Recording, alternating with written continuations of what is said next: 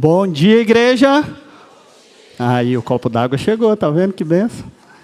Meu nome é Jean, obrigado, Morgan.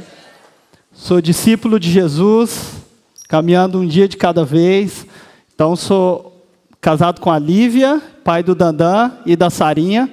E realmente é um privilégio, um prazer estar com vocês aqui essa manhã, compartilhando tudo aquilo que Deus já tem falado ao nosso coração.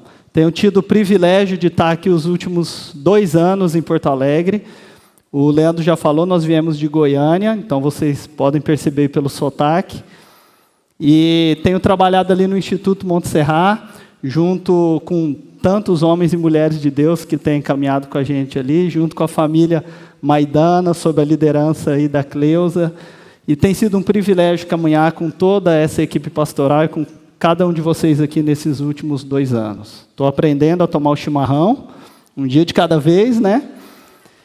E nós estamos caminhando pela série de mensagens 7 marcas de um discípulo. Domingo passado nós falamos sobre a fé. O pastor André Santos nos trouxe uma das marcas de um discípulo de Jesus, que é a fé. E hoje nós iremos falar sobre obediência e compreender através das Escrituras que só é possível amar a Deus, ter comunhão com Ele e experimentar uma vida plena, uma vida em abundância através da obediência. Eu sou de Goiânia, cresci em Goiânia, mas na verdade eu nasci em Campo Grande, Mato Grosso do Sul. Depois nos mudamos para Uberlândia, ali no interior de Minas Gerais. E quando eu tinha ali por volta de 5 anos de idade, meus pais foram numa festa agropecuária, numa exposição agropecuária, eu era pequeno então, e ali tinham muitas pessoas, eram centenas de pessoas, e eu me perdi dos meus pais. Eu pequenininho, olhei para cima, só via adultos assim, e eu não sabia onde os meus pais estavam. Como toda criança que se perde, comecei a chorar. Logo uns adultos me pegaram, me levaram ali para... Tinha um locutor, e ele anunciou que havia uma criança perdida. Pouco tempo depois, meu pai chegou ali e pôde me resgatar, né? Então, quando eu vi meu pai, eu abracei ele, chorando, ele me abraçou, e meu pai perguntou para o locutor, né? Falou, eu preciso apresentar um documento para mostrar que ele é meu filho. E o rapaz ali disse, não, só de olhar para ele dá para ver que é a tua cara, não precisa de nenhum documento. Eu sempre cresci com isso, que eu era o mini Ari, o nome do meu pai é Ari, eu era o mini Ari. E é interessante que não precisou de nenhuma identificação para provar que eu era filho dele. Quero começar essa manhã perguntando para você, você tem se parecido com Cristo ao ponto de ser confundido com Ele? Ao ponto de não precisar de nenhuma identificação da sua religião, da igreja que você frequenta? Ao olharem para você, as pessoas têm visto Jesus ou têm visto mais de você? A verdade é que nós nos parecemos cada dia mais com aquela pessoa que nós caminhamos. É como aquele pai fazendeiro que usa chapéu, usa uma bota, usa um cinto de fivela, e o filho dele vai crescendo, logo ele quer se vestir como pai. Então ele sai pelo vilarejo, pela cidade de chapéu, de bota e de fivela, e as pessoas falam, olha, ali está o filho do fulano. Por quê? Porque eles olham para o filho e veem o pai. As marcas de um discípulo são as marcas do seu Senhor. Tem aquele ditado, aquele conhecimento de que se nós andarmos com pessoas saudáveis, com pessoas que têm bons hábitos, nós iremos ao longo do tempo também sermos pessoas mais saudáveis, mais produtivas e termos melhores hábitos, porque nós nos parecemos cada vez mais com aquelas pessoas que nós caminhamos juntos. Nós temos aprendido e vamos aprender e compreender através da Bíblia que as 7 marcas dos discípulos são fé, obediência, alegria, santidade, amor, unidade e missão. E por que um discípulo possui essas 7 marcas? O discípulo possui essas 7 marcas porque o Mestre, Jesus Cristo, possuía e possui essas 7 marcas. As marcas de um discípulo sempre são as marcas do seu Senhor. E hoje nós falaremos então sobre obediência. Eu quero uma vez mais perguntar para você que você faça uma reflexão muito profunda. Quando as pessoas olham para você, elas têm visto Jesus?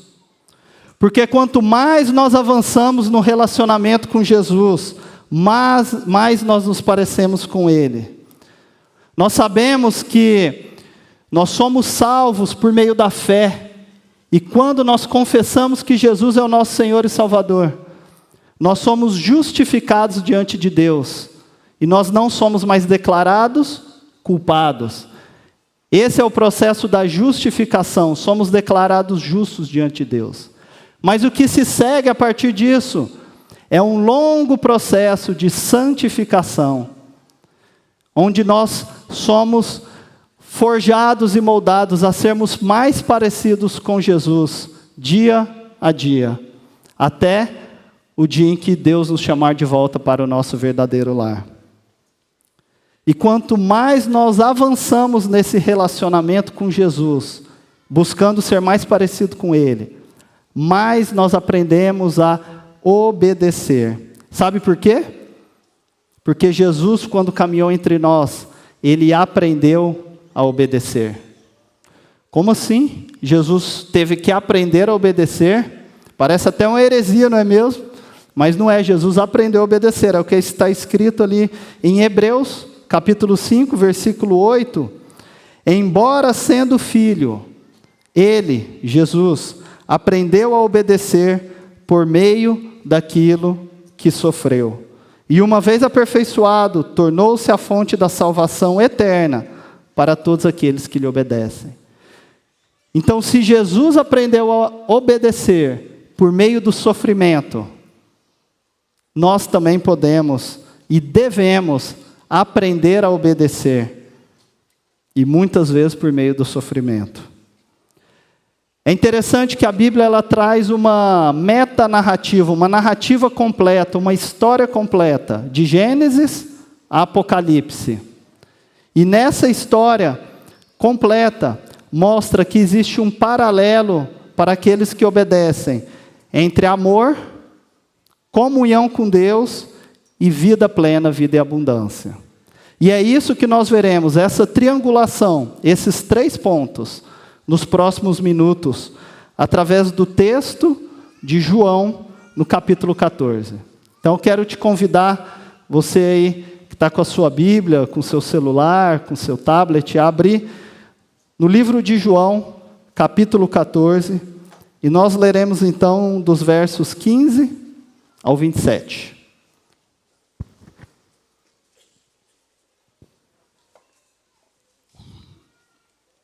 Livro de João, capítulo 14, os versos 15 ao 27.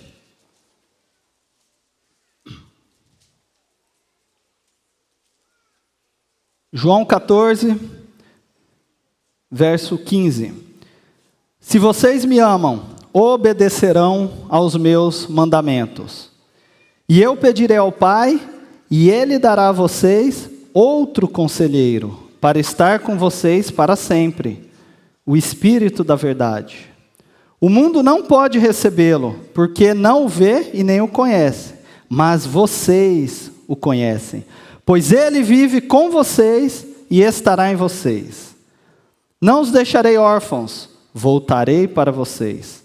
Dentro de pouco tempo o mundo não me verá mais, vocês, porém, me verão. Porque eu vivo, vocês também viverão. Naquele dia compreenderão que eu estou em meu Pai, e vocês estão em mim, e eu em vocês. Quem tem os meus mandamentos e lhes obedece, esse é o que me ama.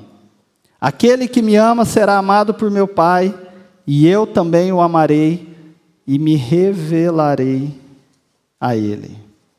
Disse então Judas, não Iscariotes: Senhor, mas por que te revelarás a nós e não ao mundo? Respondeu Jesus: se alguém me ama, obedecerá à minha palavra. Meu Pai o amará, nós viremos a ele e faremos morada nele. Aquele que não me ama, não obedece às minhas palavras. Essas palavras que vocês estão ouvindo, não são minhas, são de meu Pai que me enviou. Tudo isso tenho dito, enquanto ainda estou com vocês. Mas o Conselheiro, o Espírito Santo, que o Pai enviará em meu nome, ensinará a vocês todas as coisas, e fará vocês lembrarem tudo o que eu disse. Eu deixo a paz a vocês. A minha paz eu dou a vocês. Não a dou como o mundo a dá. Não se perturbe o seu coração, e nem tenham medo. Amém? Senhor Pai, te peço, ó Deus, que o Senhor se revele a nós essa manhã, por intermédio da Tua palavra, Pai. Aquilo que o Senhor já revelou, aquilo que o Senhor já proclamou, ó Pai. E que todas as verdades e realidades espirituais contidas nesse texto, ó Pai, possa fazer morada agora em nossos corações. Em nome de Jesus. Amém.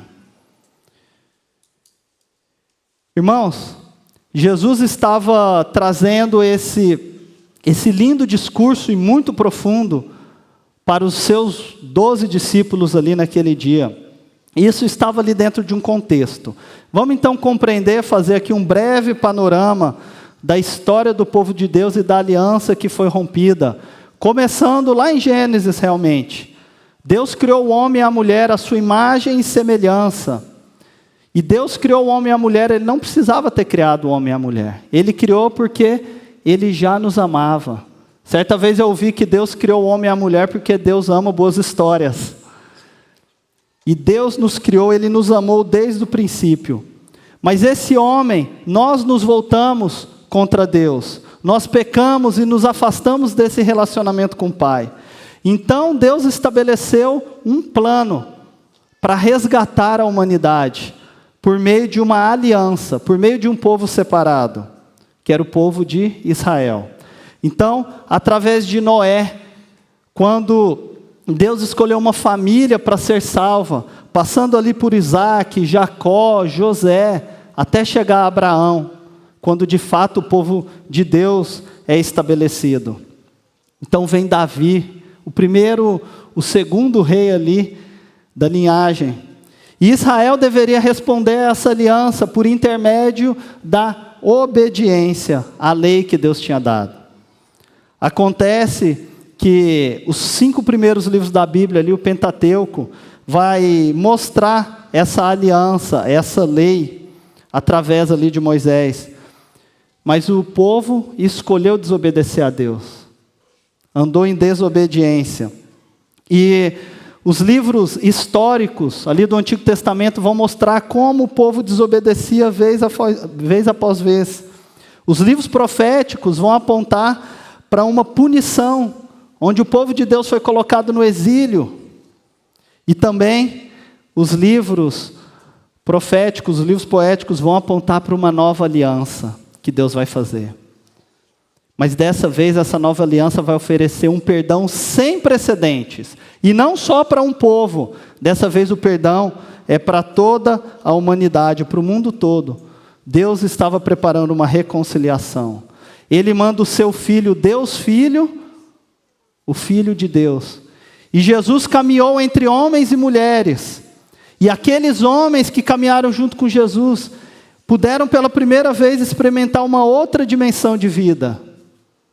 Eles estavam agora, aquela vida sem esperança, aquela vida vazia foi substituída por uma vida cheia de milagres. Eles viam dia após dia Jesus operando milagres. Agora eles tinham um significado e uma esperança eterna. Mas muitas coisas ainda eram confusas para aqueles primeiros discípulos. As inclinações da carne, as paixões do mundo ainda confundiam a mente e o coração deles. É nesse momento que Jesus deixa claro que Ele estava indo embora. Jesus começa a falar que um sacrifício seria feito, que ele seria morto. Os discípulos não compreendiam aquilo muito bem. E Jesus fala: eu estou indo para o meu Pai, eu vou embora. Ali um pouco antes, Jesus fala que ele está indo, mas que os discípulos sabiam qual era o caminho. E Tomé pergunta para ele: Senhor, como é que nós poderemos saber o caminho, se nós não sabemos para onde o Senhor está indo? E Jesus diz: eu sou o caminho, a verdade e a vida. Ninguém vem ao Pai a não ser por mim. Eles, aos poucos, eles estavam começando a compreender, mas ainda cheio de dúvidas. E Jesus deixa claro que um relacionamento íntimo com Ele, para a eternidade, seria possível, começando a partir da fé. Mas que esse relacionamento com Jesus, ele só se mantém por meio da obediência. E é isso que a gente vai analisar nesse texto nosso, ponto a ponto. Quero te convidar, se você já fechou sua Bíblia, abra aí de novo a deixar sua Bíblia aberta, ali no texto de João 14. E vamos passar o texto que eu li agora, que nós lemos, vamos passar ele verso a verso para a gente compreender em 3 pontos quais são as verdades espirituais acerca da obediência que Jesus está trazendo aqui para a gente. E a primeira realidade espiritual é que a obediência gera amor. Obediência e amor estão diretamente conectadas. Verso 15 diz: se vocês me amam, obedecerão aos meus mandamentos. Se vocês me amam, obedecerão aos meus mandamentos. Quantos aqui conhecem ou já leram aquele livro, As 5 Linguagens do Amor? Levanta sua mão, hein?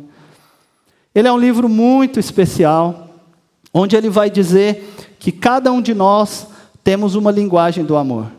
E a gente só consegue compreender que o outro nos ama e expressar o nosso amor pelos outros por meio dessa linguagem. É como aqui no Brasil, nós falamos eu te amo. Nos Estados Unidos se fala I love you. E se chegar um americano e falar isso aqui para um brasileiro que não entende inglês, não vai significar nada para ele. Então nós precisamos comunicar o nosso amor para aquela pessoa por intermédio de uma linguagem que ela possa compreender. E o livro fala ali então de 5 linguagens, né? Fala de linguagens como atos e serviço, tempo de qualidade, toques físicos, presentes.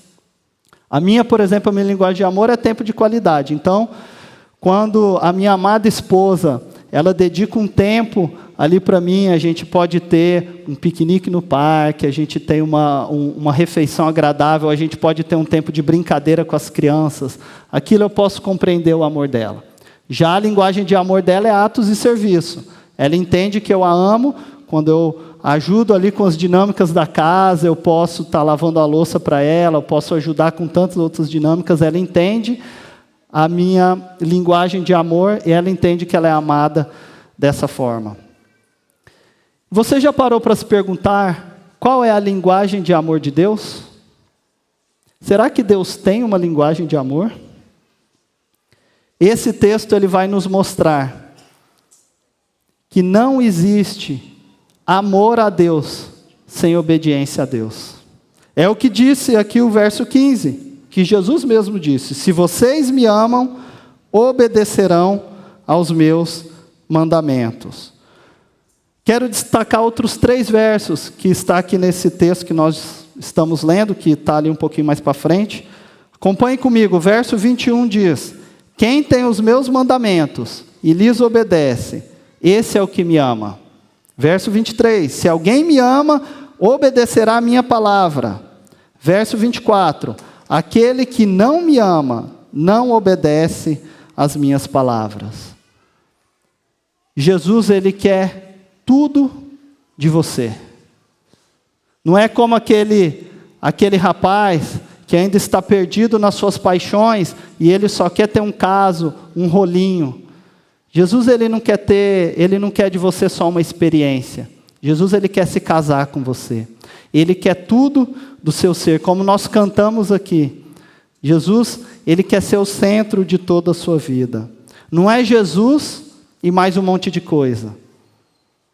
Aceitar a Jesus como Salvador da nossa vida, fazê-lo Senhor da nossa vida, não é como colocar mais um acessório.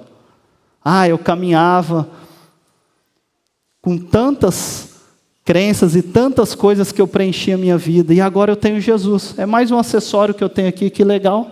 Agora eu caminho com Jesus, é mais uma coisa. Não, Jesus, Ele quer ser o centro da sua vida, e Ele quer tudo de você. Quando nós nos mudamos para Goiânia ali com a minha família, a minha mãe, ela se converteu, entregou a vida para Jesus, eu tinha por volta de 6 anos de idade, e ela começou a frequentar a igreja batista, ali do bairro, ali em Goiânia. E eu cresci naquela igreja, eu cresci frequentando aquela igreja, participando das programações, do coral infantil, do teatro, e foi muito especial poder caminhar com aqueles homens e mulheres. Mas quando eu tinha 15, 16 anos de idade, eu comecei a me perguntar, será que essa é a minha fé? Ou será que essa é a fé da minha mãe? Será que eu creio em tudo isso daqui? Ou será que eu só vou à igreja porque ela vai à igreja e me leva junto? Naquele momento, eu comecei a ler a Bíblia por conta própria. Eu li Mateus, Marcos, Lucas, João, li Salmos inteiros, li Provérbios, comecei a ler em Gênesis depois, fui ler o livro de Atos inteiro, e ali, lendo as Escrituras, lendo a revelação de Deus, conversando com Ele, eu encontrei Jesus e Jesus me encontrou. Foram dias muito especiais da minha caminhada, e imediatamente, junto com aquela minha experiência de entrega a Jesus, eu já senti um chamado missionário, chamado para dedicar a minha vida para o ministério, mesmo sem compreender muito bem tudo que eu estava vivendo ali. Eu entrei na faculdade, comecei a estudar, conheci a Lívia. Quando eu olhei para a Lívia, eu falei, poxa, essa daí é para casar, né? Então, comecei a trabalhar, e a Lívia, logo nós nos casamos, a Lívia era funcionária pública ali do estado de Goiás, eu trabalhava numa empresa, me tornei gerente daquela empresa, estávamos crescendo profissionalmente, e aquele chamado de Deus, ele sempre estava ali no meu coração. Até o momento em que Deus deixou muito claro que o início do nosso ministério começaria com um tempo de preparo teológico e preparo espiritual. E Deus começou a nos indicar uma ida para os Estados Unidos, para fazer um seminário lá. Só que nós não tínhamos nenhuma condição financeira de dar esse passo. E por muito tempo nós relutamos. A gente conversava, e um dia à noite, depois de um dia inteiro de trabalho, a gente estava conversando, e as nossas inclinações para aquilo que Deus nos chamava já eram grandes demais. Nós falamos, vamos dar esse passo de fé. Vamos compreender que Deus está nos chamando para isso daqui. E a gente olhou um para o outro e falou, mas como? A gente não tem dinheiro. A gente falou, vamos dar o passo, vamos colocar uma data. Daqui 1 ano e meio nós vamos. E nós tomamos essa decisão diante de Deus, confiando nele. E foi muito lindo o que aconteceu, porque quando você dá o passo de obediência, quando você obedece a Deus, no momento, a obediência ela te cobra um preço. Veio em nós um sentimento de muitas dúvidas, o medo da gente ficar endividado, o medo de tudo dar errado. Mas depois a gente experimenta o melhor das bênçãos de Deus.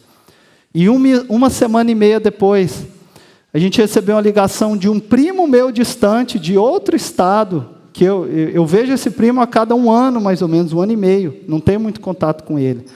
Só que ele tinha ouvido um tempo antes que eu iria deixar o meu emprego, iria viver missões. E ele me liga, como eu aprendi com o Leandro, do nada, e esse do nada tem um nome, né? O do nada não existe, então, guiado pelo Espírito Santo, ele me liga, e ele fala, Jean, quanto custa para passar esse período ali no seminário de 4 anos lá nos Estados Unidos? E eu dei para ele o valor, e ele falou, Deus colocou no meu coração que eu quero te sustentar integralmente durante esses anos que você estiver lá. Glória a Deus! Foi um momento de muita vibração, de muita alegria, e de fato nós fomos, e esse primo nosso nunca nos ajudou com 1 centavo. Na verdade, ele nos ajudou por 1 mês, Mas sabe o que foi mais lindo? Na verdade, ele enfrentou uma crise financeira e ele não pôde nos ajudar. Todo o processo do visto demorou muito, né? Saiu quase um ano e meio depois. Mas é muito lindo, que não era sobre o dinheiro, sobre o quanto ele daria, mas era sobre Deus se movendo na nossa vida a partir da obediência.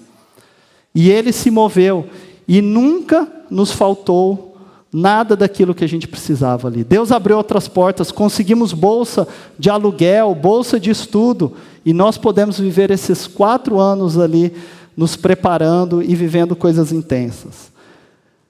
Algumas pessoas nesse processo nos disseram: vocês são corajosos de dar esse passo.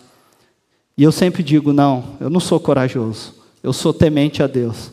Corajoso é aquele que Deus chama e não obedece a Deus. E esse é corajoso. Os milagres são frutos da obediência. Moisés só viveu o milagre de ver o mar aberto porque ele obedeceu, mesmo em cenário tão adverso. E o versículo que nós lemos anteriormente nos mostra que nós aprendemos a obedecer por meio do sofrimento e por meio da entrega.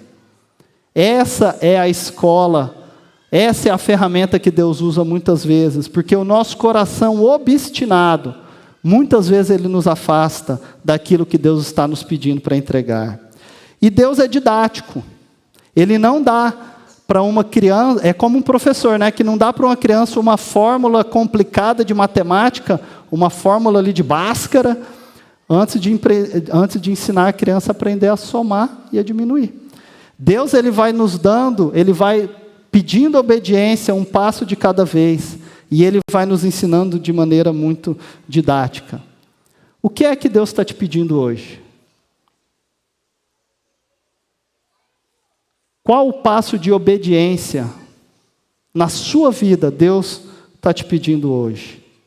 Além do passo de fé, porque junto com o passo de fé vem o passo da obediência.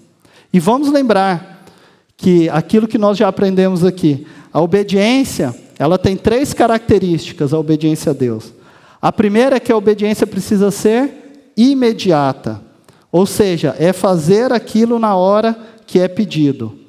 É como a criança, né? Você pede para ela guardar os brinquedos e ela fala: só mais um minutinho, papai. Jesus exige da gente uma obediência imediata, né?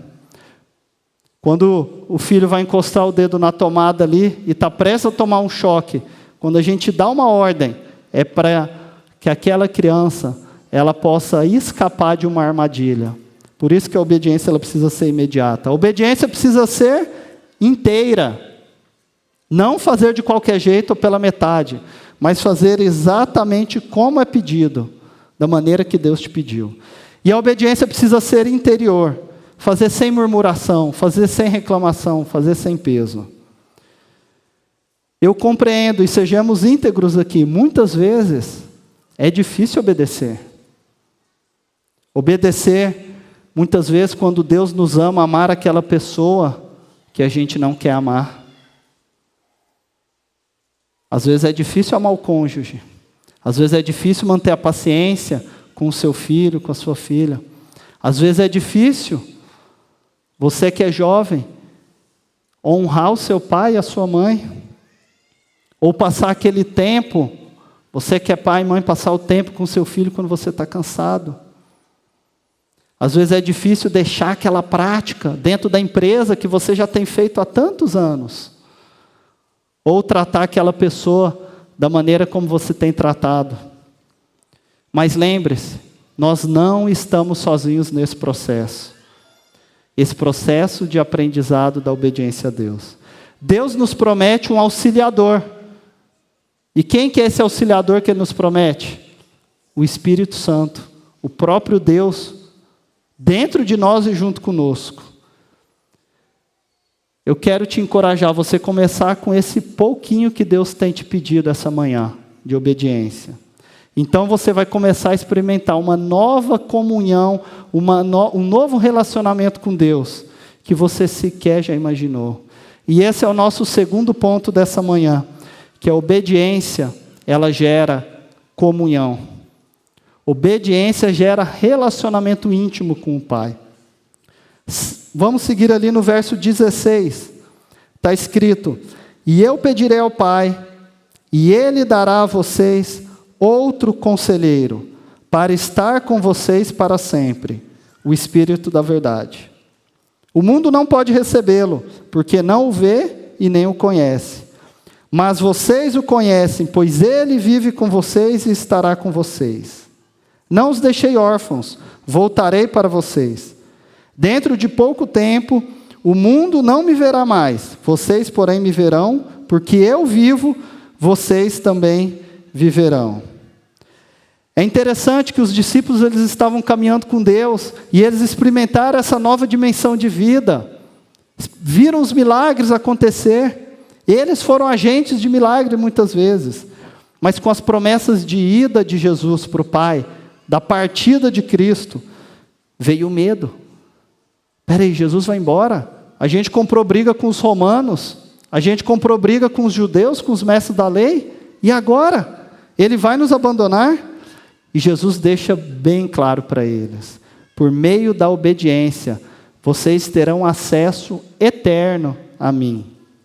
Veja o que diz o verso 20. Naquele dia, vocês compreenderão que eu estou em meu Pai, vocês em mim e eu em vocês. Quem tem os meus mandamentos e lhes obedece, esse é o que me ama.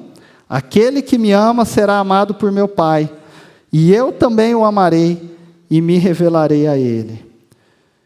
Meus queridos, Deus falou tão forte ao meu coração quando eu li esse versículo 20. Deus está nos chamando para se assentar na mesa junto com Ele, na mesa da Trindade. Veja bem o que Ele está dizendo: naquele dia vocês compreenderão que eu, Jesus, estou em meu Pai. Então Ele está falando do Deus Filho e do Deus Pai. Vocês estão em mim e eu em vocês. Quem é o Deus que habita em nós? Espírito Santo. Então Ele está falando Deus Filho, Deus Pai e o Deus Espírito Santo. E quem que está ali no meio? Vocês estão em mim. Lembram que nós temos falado aqui sobre a mesa da comunhão? Jesus prometeu para aqueles que amam a Deus e obedecem a Deus a mesa da comunhão da Trindade. Nós estaremos assentados junto com Ele. Irmãos, a obediência ela gera um nível de intimidade, além da nossa compreensão. O que é que significa a gente estar sentado nessa mesa junto com Deus, junto com Jesus, junto com o Espírito Santo? Consegue compreender a dimensão dessa realidade espiritual? A gente nunca mais vai estar sozinho.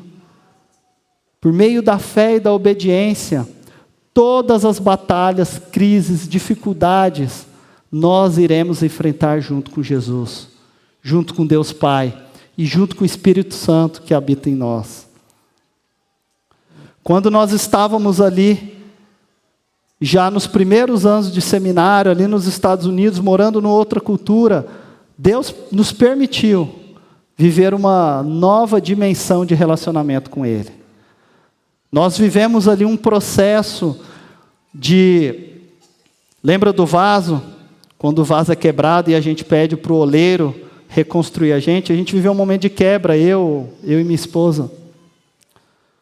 E os nossos filhos nasceram ali, passamos por 2 gravidez. E foram momentos muito difíceis, mas momentos muito espirituais.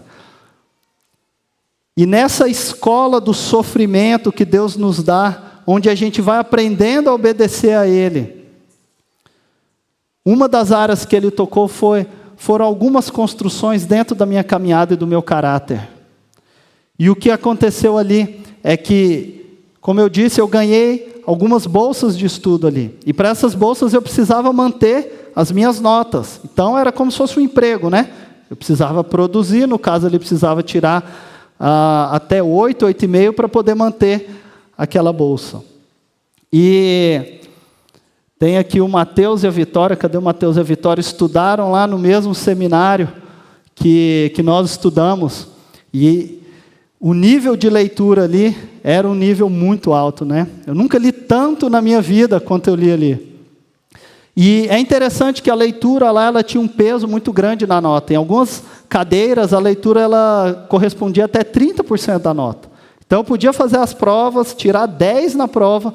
Se eu não lesse a leitura obrigatória por semestre, eu iria tirar 7. E com isso, eu perderia a minha bolsa, que era todo o meu salário, o aluguel, enfim, todo o recurso que entrava para o sustento da minha família. E em algum momento aquilo se avolumou tanto e eu me deixei ser enganado pelo meu coração pecaminoso. E ali tinha um texto de alguns professores ainda que era bem interessante, que eles colocavam lá, eu tinha que marcar o quanto eu li no semestre, né? Então, eu declaro que eu li 100% da leitura obrigatória. E tinha uns que colocavam assim, eu declaro diante de Deus e dos anjos do Senhor, que eu li 100% da leitura obrigatória. Para você ficar bem intimidado diante de Deus a não mentir. E chegou em uma determinada prova, eu não tinha lido tudo que eu precisava ler. Falei, vou marcar aqui que eu li. Depois eu termino de ler nos próximos dias, nas próximas semanas. E aquilo era uma mentira. E isso aconteceu durante um semestre, naquelas matérias daquele semestre. E em alguns casos, em muitos deles, eu não li depois, eu vou ler depois, acabei não lendo. E em determinado momento o Espírito Santo me incomodou muito com relação àquele pecado. E eu entendi que eu precisava procurar os meus professores. Na verdade, eu entendi que eu precisava, em primeiro lugar, me arrepender diante de Deus. E eu confessei a Deus, eu me arrependi. E depois eu entendi que algumas reparações precisavam ser feitas. E como o nosso coração ele é um coração obstinado, a primeira pessoa que eu procurei foi a minha esposa. Falei, amor, eu preciso te confessar algo que eu fiz. Eu pequei e eu menti ali na prova, eu marquei que eu li o que eu não tinha lido, eu tive vantagens, aquilo foi um pecado. Ela falou, olha amor, glória a Deus que o Espírito Santo está te convencendo que você se arrependeu disso, mas essa reparação não é comigo que tem que ser feita, né? E eu pensei, é verdade. Então imediatamente eu fui e procurei um colega meu, que era o Cass. Falei, Cass, eu preciso te confessar algo que eu fiz, e eu confessei para ele. Ele falou, glória a Deus que você se arrependeu, mas não é para mim que você tem que contar isso. E então, finalmente, eu procurei ali o vice-reitor do seminário, eu confessei para ele tudo que eu tinha feito. Foi um passo de obediência a Deus, muito difícil. O medo, eu poderia perder a bolsa, eu poderia ter uma punição, e isso inviabilizaria a minha permanência ali naquele país, eu teria que voltar para casa, envergonhado. Esse era o meu coração, o meu medo, né? O meu coração pecaminoso. Mas eu entendi que o passo de obediência era necessário e eu dei o passo. E eu fui ali falar com ele. E ele falou, Jean, aqui nós tratamos de duas formas. Quando a gente pega alguém numa situação como essa e a pessoa não se arrepende, a gente trata de uma forma. Quando a pessoa chega com o coração quebrantado e reconhecendo o pecado, o que eu posso fazer é o que Jesus fez comigo. E o que Ele fez contigo é te perdoar. E assim como Jesus, Ele disse, vai, não peques mais. E Ele orou comigo, foi um momento muito especial, e eu já estava saindo da sala, e Ele falou, só mais uma coisa, procura cada um dos seus professores, e confessa para eles, e conversa com eles. Eu falei, você acha que precisa mesmo? Eu acho que vai ser importante você fazer isso. E foram 5 cadeiras naquele semestre, foi o semestre que eu mais peguei matérias, e eu procurei, desses 5, um dos professores era o reitor do seminário, que naquele semestre ele deu aula ali de teologia sistemática. Só que ele era um homem muito ocupado, né? Lá eles chamam de presidente, o presidente do seminário, tinha uma posição de muito destaque com líderes da nação, e, enfim, ele tinha 3 assessores e 2 secretárias. Então, certa vez um amigo meu foi tentar marcar uma agenda com ele, e essa agenda só tinha para daqui 3 meses. Então eu conversei com os outros 4 professores, ali houve o perdão, houve restauração, e com esse professor, que era o reitor do seminário, né, eu fui falar com o assessor dele, que era um amigo meu. E eu falei, olha, aconteceu isso, eu me arrependi, eu confessei para os outros professores, fiz as separações, mas eu sei que o reitor de seminário vai ser muito difícil conseguir uma agenda com ele, então eu queria fazer isso aqui contigo, você representando ele. Ele falou, olha, Jean, hoje à tarde ele tem uma brecha na agenda dele, eu consigo para você ir lá e falar com ele. E eu ainda não conhecia o gauchês, se eu conhecesse eu ia falar, capaz, não precisa incomodar o homem, deixa ele lá cheio das coisas dele. Eu falei, não, eu consigo, vai ser bem legal você falar com ele. Eu falei, você acha mesmo? Ele falou, com certeza. E ali fui eu para falar com ele. E eu tinha recebido, alguns meses antes, uma carta, que era uma carta de honra ao mérito, pelas notas que eu tinha tirado. E apesar dessa carta ser de toda a minha trajetória ali no seminário, não especificamente daquele semestre, eu me achei indigno daquela honraria. E eu fui conversar ali com o presidente do seminário, eu confessei para ele, ele me perdoou, e eu entreguei para ele aquela carta e eu disse, olha, eu recebi isso do seminário e eu quero devolver, porque eu não me sinto digno disso daqui. E ele pegou a carta e ele devolveu para mim. E ele disse, Jean, você vai colocar essa carta em um lugar na sua casa onde você possa ver ela todos os dias, para que você possa se lembrar que não é sobre você ou sobre o que você fez ou o que você faz, mas que é sobre a graça de Jesus todos os dias da sua vida. O passo de obediência, ele gera um relacionamento e uma intimidade com o Pai, que a gente sequer experimentou. E essa obediência que a gente deve a esse Deus que nos ama, esse Deus que nos procura, esse Deus que entregou a sua vida por nós, o nosso Pai Santo, puro celestial. Em Jeremias 29:11, o próprio Deus disse, sou eu que conheço os planos que eu tenho para vocês, planos de fazê-los prosperar e não de causar danos, planos de dar a vocês esperança e um futuro. A obediência nos faz acessar esse plano com Deus e a viver essa dimensão da comunhão. E quando a gente começa a experimentar esse caminhar, esse relacionamento íntimo com o Pai, com o Filho e com o Espírito Santo, a gente começa a experimentar uma vida plena e vida em abundância. E esse é o nosso terceiro e último ponto dessa manhã. A obediência, ela gera uma vida plena e uma vida em abundância. Versículo 22 diz, então Judas, não Iscariotes, disse, Senhor, mas por que te revelará a nós e não ao mundo?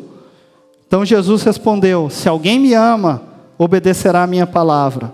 O meu Pai o amará, nós viremos a ele e faremos morada nele.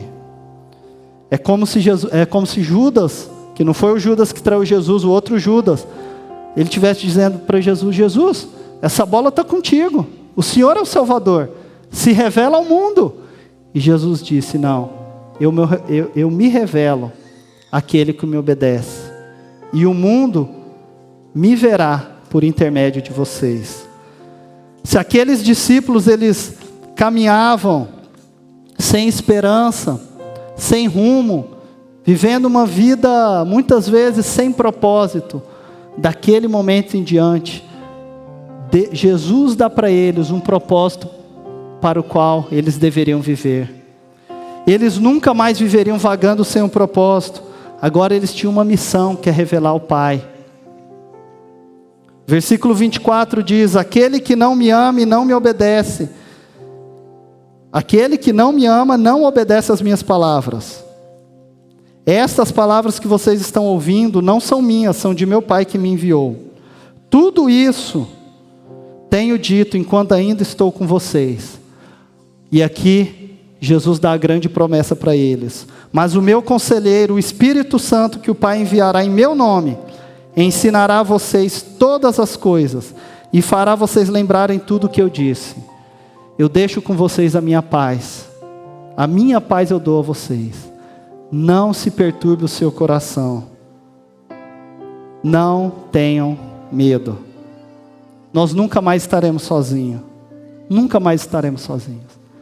Lembram da ilustração da casa que foi construída na rocha e da casa que foi construída na areia? Uma casa ruiu. A casa construída na areia ruiu. Quando vieram as crises, as tempestades, as dificuldades, aquela casa desabou. Mas a casa construída na rocha permaneceu. E isso é uma ilustração para dois tipos de vida, dois tipos de pessoa. A pessoa que simboliza a casa construída na rocha é a pessoa que ouve as palavras e as obedece. E a pessoa da casa na areia é a pessoa que ouve as palavras, mas não as obedece. Olha que, perceba bem que as duas pessoas, elas ouviram as palavras de Jesus. O que diferencia uma da outra é que uma obedeceu e a outra não obedeceu. Não basta ser ouvinte da palavra de Deus. Não basta vir às celebrações de domingo, nem mesmo participar de todas as programações, se você não tem caminhado em obediência e colocado em prática tudo aquilo que Deus tem revelado a você. João 10:10 diz: eu vim para que tenham vida e vida em abundância. Jesus nos promete uma vida sem precedentes. O que é vida e abundância? O que é vida plena? Como a gente viu ali na ilustração das casas, a dificuldade virão, as crises virão. As crises causadas por outras pessoas, pelo meio que você vive, as crises causadas por você mesmo. Ter uma vida plena e uma vida em abundância é uma vida de paz que excede todo o entendimento, mesmo em meio às maiores tempestades e adversidades da vida. Eu quero te perguntar, você tem experimentado uma vida plena? Quais são os pensamentos que vêm à sua mente ou ao seu coração quando você acorda? O primeiro pensamento da manhã. Como está seu coração quando você, no final do dia, você deita a sua cabeça no travesseiro? De repente você que é pai e mãe já tem se sentido tão sobrecarregado. Você quer tanto acertar com seu filho, mas às vezes você se sente sobrecarregado. De repente você sente, talvez você tenha sentido que o seu cônjuge já deixou de te compreender há muito tempo. Talvez você nem mesmo se lembre o que foi que te levou a se unir com ele anos atrás. Pode ser que as dívidas estão tirando sua paz, a sua alegria. Ou o seu caso seja o contrário. O dinheiro que você sempre almejou e agora você tem, não é mais capaz de suprir esse vazio que existe dentro da sua alma. Como diz o mundo, você sente que você está vivendo errado. Jesus nos prometeu que por meio da obediência, da fé e da obediência, nós nunca mais viveremos sozinhos. 1 Coríntios 2:9 diz: nem olhos viram, nem ouvidos ouviram, mente nenhuma imaginou o que Deus preparou para aqueles que o amam. E nós já aprendemos que só ama a Deus quem obedece a Deus. Eu quero concluir com os últimos versos desse capítulo. No verso 30, Jesus termina dizendo: já não falarei muito, pois o príncipe deste mundo está vindo, e ele não tem direito nenhum sobre mim. Existe um príncipe desse mundo, Satanás, que ele veio para roubar, matar e destruir. E ele tem plantado mentiras e sofismas dentro da sua mente e do seu coração. Ele atenta contra as nossas vidas todos os dias, querendo matar, roubar sua alegria, destruir sua vida, impedir você de enxergar as bênçãos que Deus tem te dado todos os dias. Mas se Satanás não tem poder nenhum sobre a vida de Jesus, ele também não tem poder nenhum sobre a sua vida e a minha vida, amém? Jesus termina dizendo no verso 31, todavia é preciso que o mundo saiba que eu amo o Pai, e eu faço o que o Pai me ordenou. Levantem-se e vamos-nos daqui.